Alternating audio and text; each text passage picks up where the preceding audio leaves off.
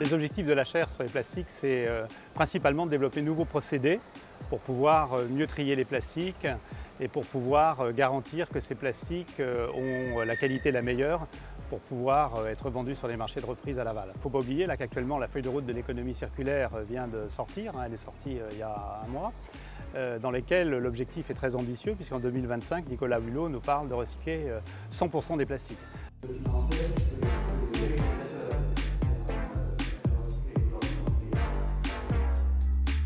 On utilise du plastique recyclé depuis 2010 et depuis 2012, on travaille sur l'intégration de plastique recyclé en boucle fermée, donc issu des D3E. À chaque fois qu'on valide une application, on dispose d'une brique technologique qu'il est beaucoup plus facile de réutiliser dans d'autres applications. Donc en fait, il y a un effet boule de neige et quand on valide une application, c'est beaucoup plus facile de le réutiliser.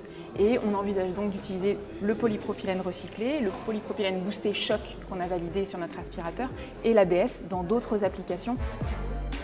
Je ne pense pas que l'on puisse parler de révolution, mais d'une application supplémentaire qui permet la réutilisation de plastique recyclé dans de nouveaux produits, donc soit en boucle fermée, soit dans des applications telles que l'impression 3D. C'est une révolution dans le sens qu'avec ce projet-ci, on a prouvé qu'avec le plastique recyclé, on peut atteindre les mêmes caractéristiques mécaniquement, rhéologiquement que la matière vierge.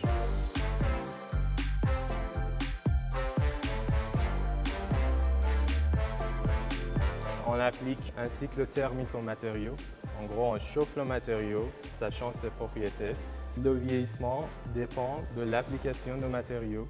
Donc, on ne peut pas avoir les mêmes durées de vie sur plastique qu'on récupère sur un appareil qui va être mélangé avec un autre appareil. Actuellement, on a énormément de problèmes avec les plastiques noirs. On n'est pas capable de les différencier avec des techniques optiques. Et justement, la fluorescence UV est capable de pallier à ce problème-là. Comment ça marche? C'est comme quand on est en boîte de nuit, par exemple. Souvent, on a un t-shirt blanc, on a les lumières UV qui vont avoir tendance à exciter les colorants qu'il y a dans le t-shirt.